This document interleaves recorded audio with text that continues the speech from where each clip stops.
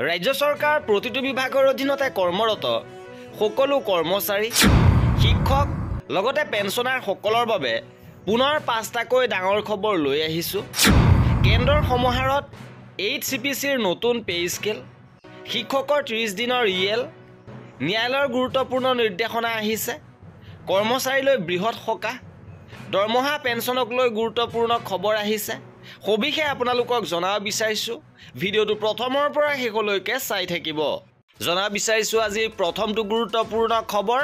কেন্দ্ৰীয় চৰকাৰৰ দৰে অসম চৰকাৰেও ৮ম দৰমহা আয়োগ গঠন কৰিব লাগে আৰু কেন্দ্ৰৰ সমাহাৰত দৰমহা প্ৰদান কৰিব লাগে।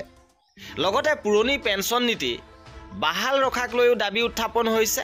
শেহতীয়াভাৱে নলবাৰী জিলা মাধ্যমিক শিক্ষক কৰ্মচাৰী সন্থাৰ নৱনিৰ্বাচিত সমিতিৰ শপত গ্ৰহণ আৰু কাৰ্যভাৰ গ্ৰহণ অনুষ্ঠানত অংশগ্ৰহণ কৰি সদৌ অসম কৰ্মচাৰী পৰিষদৰ সম্পাদক প্ৰধান পংকজ বৰ্মনে এই দাবী জনাইছে। অসমৰ কৰ্মচাৰী সমাজৰ জ্বলন্ত সমস্যা NPS ব্যৱস্থা বাতিল কৰি পুনৰ পুৰণি পেঞ্চন ব্যৱস্থা বাহাল ৰাখি কৰ্মচাৰীসকলৰ অৱসৰকালীন জীৱনৰ নিৰাপত্তা সুনিশ্চিত কৰাৰ পোষকতা কৰে আৰু শিক্ষকসকলৰ আৰ্জিত ছুটি 30 দিনলৈ বৃদ্ধি কৰি শিক্ষক সমাজৰ বহুদিনীয়া সমস্যাৰ সমাধান কৰাৰ বাবে চৰকাৰক অনুৰোধ জনায়। আৰু ইতিমধ্যে 11 জানুৱাৰীত সদৌ অসম কৰ্মচাৰী পৰিষদৰ সৈতে অসমৰ মুখ্যমন্ত্ৰীৰ অনুষ্ঠিত আলোচনাত হোৱা সিদ্ধান্ত মৰ্মে আৰ্জিত ছুটিৰ বাবে গঠিত উচ্চ স্তৰৰ সমিতিখনৰ প্ৰতিবেদন অনুসৰি কাৰ্যকৰী কৰাৰ বাবে অনুৰোধ জনায়।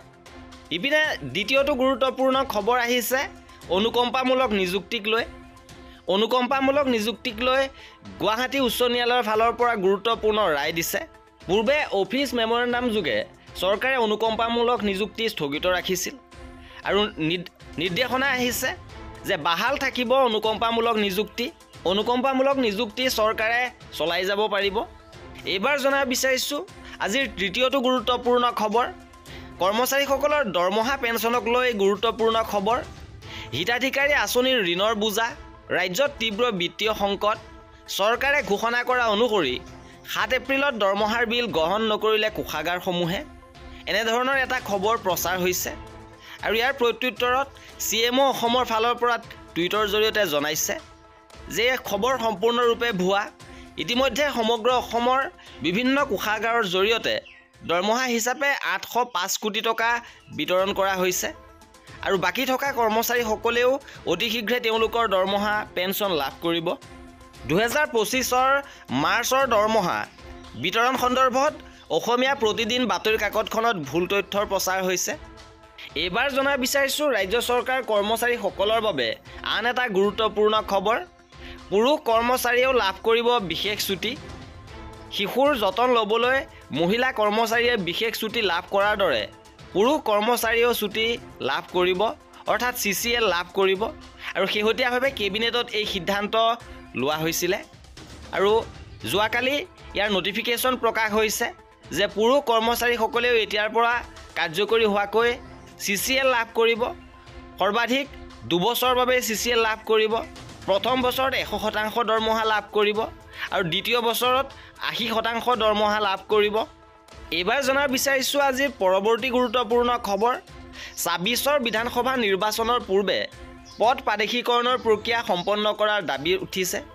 2026 চনৰ বিধানসভা নিৰ্বাচনৰ পূৰ্বে ৰাজ্যখনত 2006 চনৰ 1 জানুৱাৰীৰ আগেয়ে স্থগিত নিম্ন প্ৰাথমিকৰ পৰা মহাবিদ্যালয় পৰ্যায়লৈ প্ৰাদেশিকৰণৰ পৰা বঞ্চিত শিক্ষানুষ্ঠানসমূহত কৰ্মৰত শিক্ষক কৰ্মচাৰীসকলৰ পদ প্ৰাদেশিকৰণ কৰিবলৈ দাবী জনাইছে সদৌ অসম অপ্ৰাদেশিকৃত শিক্ষক কৰ্মচাৰী সন্থাই। এই সংক্ৰান্তত সন্থাৰ সভাপতি হৰমোহন বৰাই কয় যে এই শিক্ষানুষ্ঠানসমূহত কৰ্মৰত শিক্ষক কৰ্মচাৰীক 2017-18 চনৰ পদ প্ৰাদেশিকৰণৰ আইনখনৰ সংশোধন কৰি প্ৰাদেশিকৰণৰ সিদ্ধান্তৰ কথা মুখ্যমন্ত্ৰীয়ে যোৱা 10 জানুৱাৰীত সংবাদমেল যোগে ঘোষণা কৰিছিল। প্ৰাদেশিকৰণৰ সম্পৰ্কত গঠন হোৱা কেবিনেট উপসমিতিয়ে এমাহৰ ভিতৰতে প্ৰতিবেদন প্ৰস্তুত কৰি কেবিনেটত দাখিল কৰিব লাগিছিল যদিও আজি প্ৰায় 3 মাহ অতিক্ৰম কৰাৰ পাছতো এই ক্ষেত্ৰত কোনো কাম আগবঢ়া নাই আৰু সেয়েহে এই ক্ষেত্ৰত অতি শীঘ্ৰে ব্যৱস্থা গ্ৰহণৰ বাবে দাবী জনাইছে। আৰু এই আছিল আজিৰ ভিডিঅ'টোত কৰ্মচাৰী আৰু পেঞ্চনাৰৰ সকলো খবৰ পাই থাকিবৰ বাবে আমাৰ চেনেলটো ছাবস্ক্ৰাইব কৰি ৰাখিব। ভিডিঅ'টো শেষৰলৈকে চোৱাৰ বাবে বহুত ধন্যবাদ।